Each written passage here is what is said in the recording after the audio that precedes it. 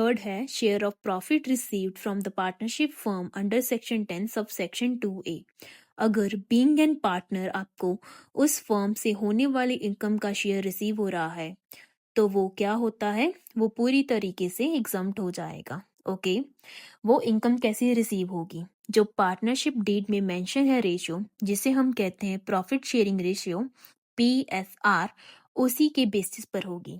जो भी शेयर आपका बनता है PSR के according, means profit sharing ratio के अकॉर्डिंग जितना भी आपका शेयर बनता है, वो बीइंग एन पार्टनर आप रिसीव कर रहे हैं, वो क्या हो जाएगा, वो पूरी तरीके से एग्जम्प्ट हो जाएगा। Let's take an example. Mr. Raj is a partner in XYZ company. The firm earns a profit of 12 lakh in a financial year 24-25.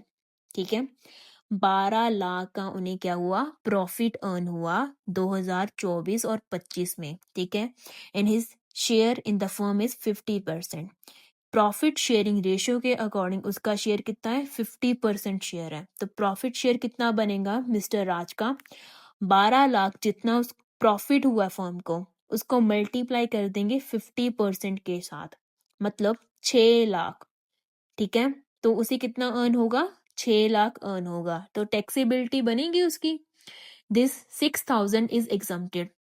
ठीक है, क्यों, न्यू टैक्स रेजिमा के अकॉर्डिंग 6 लाख है।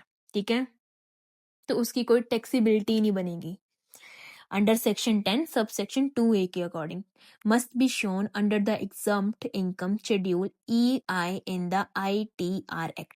ठीक है, तो नेक्स्ट पॉइंट है हमारा interest paid to non resident under section 10 sub section 4I।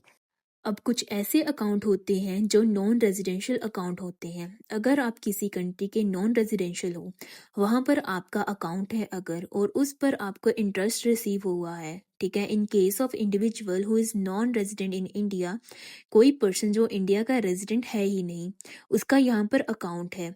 Let's suppose Shubham who lives in Canada and having a account in India too, रहता वो कहाँ पर है, कनाडा में रहता है, उसका वहाँ पर भी अकाउंट, ऑब्वियसली बात है उसका वहाँ पर भी एक अकाउंट होगा ही होगा।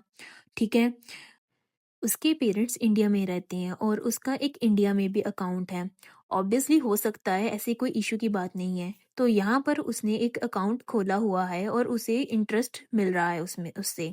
ठीक है, तो वो एग्जाम रहेगा, लाइक 500 रुपीज़ का इंटरेस्ट मिला है, तो क्या ही टैक्स चार्ज करोगे उस पर, है ना। कुछ सर्टेन कंडीशंस हैं, अगर वो सेटिस्फाई हो रही हैं तो वहाँ पर आपको टैक्स देने की कोई ज़रूरत नहीं है। तो मतलब ये भी क्या है, एग्जम्प्ट होगा अंडर द